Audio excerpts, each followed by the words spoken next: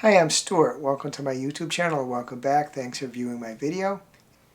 In this video, I do the Booktuber Name Tag 2026. Kelly at Books I'm Not Reading did this tag. She suggested I do a video. Of my own in her comments. Pat at Book Chat with Pat did this tag and tagged me. Per Kelly, this tag was created by @AaronReadABook. And this is the third time he's taken Booktube channel names and turned them into prompts. Check out his original video here, and I'll try to remember to attach the original video. What do you think of my answers? How would you answer these prompts? What prompts do you think should be part of Booktuber Name Tag? Share with me in the comment section. I love engaging with you there. If you don't feel comfortable leaving a comment, you can leave an emoji or give this video a thumbs up. I appreciate it. The prompts. The first prompt is Violette's book Daze, a book that left you in a daze or book that takes place over only a few days. As far as a daze, it wasn't exactly a daze, but Bunny by Mona Awad certainly was strayed a lot into the weird territory. So, maybe not a daze, but you have to read it a certain way. For me, it was very enjoyable. I kind of enjoy the weird. For over only a few days, I'm going to choose All Hallows by Christopher Golden. Actually, it really took place on 2 days, Halloween Eve and Halloween. So it's technically not a few days because a few is more than 2, but did take part in just a very short period of time. The next prompt is Sailing Through Books, a book with a boat or sailing in it. For this book, I'm going to choose Sea People, The Puzzle of Polynesia by Christina Thompson. This is a nonfiction book. It actually looks into the Polynesian people who, in some very simple boats, traveled over a wide range of ocean with very few islands in it. The next prompt is The Reading Hour, a short, fast read you could finish in one sitting. That's The Grown Up by Gillian Flynn at 64 pages long. A quite enjoyable thriller. The next prompt is Books Do Things to Me, a book that hit you hard emotionally, any emotion. That's All the Bright Places by Jennifer Niven. There was a latter part of the book, you could see something coming and you really hoped it didn't. And when it did occur like you thought it would, it was really strong. It's like a very emotional gut punch. Next prompt is A Genteel Black Hole, a book that pulled you into a subject or your favorite Terry Pratchett book. Well, I haven't read any Terry Pratchett books, but for the book that pulled you into a subject, I'm going to choose Buzz Sting Bite by Anne Sweardip-Thygesen. It is about bugs, and it takes a skillful writer to write an interesting book about bugs, and she did a great job of it. Very interesting book, nonfiction. The next prompt is Riff Raff's Reading Renaissance, a book with a chapter from the lower social classes, or a book set during the Renaissance. I'm going to choose Hungerstone by Kat Dunn. This was set in the late 1800s, and as I see often in these books, there is people who have servants, and they tend to look down upon them. They probably wouldn't consider it that way themselves, but they consider the servants inferior. So the servants would be in the lower social classes, and the people higher social classes kind of look down upon them. Next prompt is Sterling Reads, a book with a silver on the cover or a shiny cover. That book is the 10th anniversary edition of Authority by Jeff Vandermeer.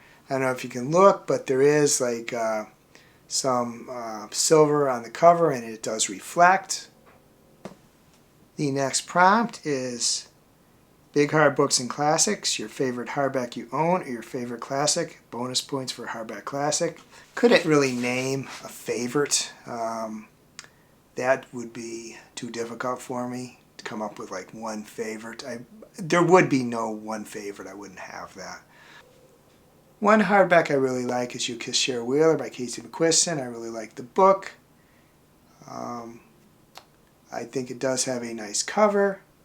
And also, it is autographed. For the most part, if a book is an autographed edition or some kind of special edition, I donate to the library or somewhere else, mostly to the library. As far as a favorite classic, one I really like a lot is the 50th anniversary edition of The Outsiders by S.E. Hinton.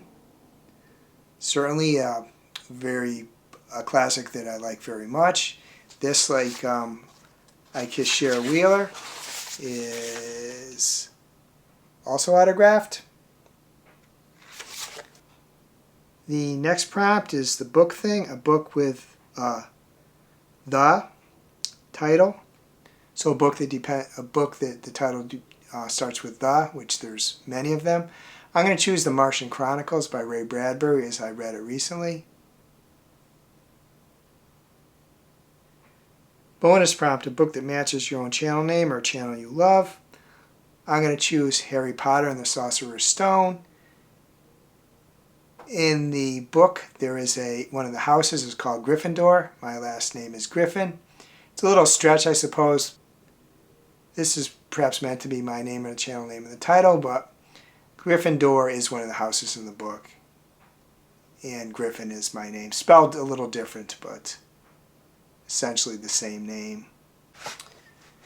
Kelly added a bonus prompt. It is a book that matches your own channel name or channel you love.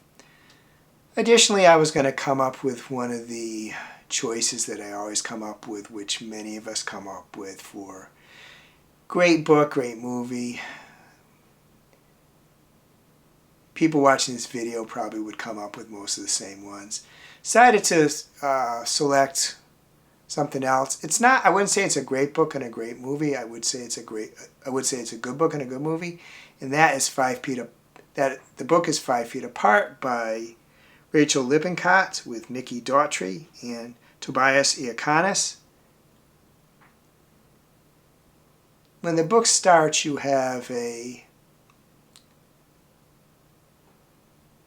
young man, young woman. They are in a hospital. They both have cystic fibrosis, and cystic fibrosis is a death sentence except for one thing, and that one thing is if you can get a lung transplant, but you have to stay 6 feet apart from anyone else, because if your lungs become infected, that rules you out for being a transplant recipient, and basically that means you're going to die eventually. Young, actually. I don't think people with cystic fibrosis live to be that old. So the 5 Feet Apart is what the two main characters, they develop a romantic relationship, but they push the bounds a little bit and they get a little closer, so they're 5 feet apart. As I said, I wouldn't say this is a great book, great movie, but it's a very good book and a very good movie. The next thing is to tag some people. First, I tag anyone watching this video. I'm also going to tag some people in the description of this video. Just if you want to answer one or more of these prompts in my comments or in a video of your own. If you can't think of anything else to comment, please add an emoji.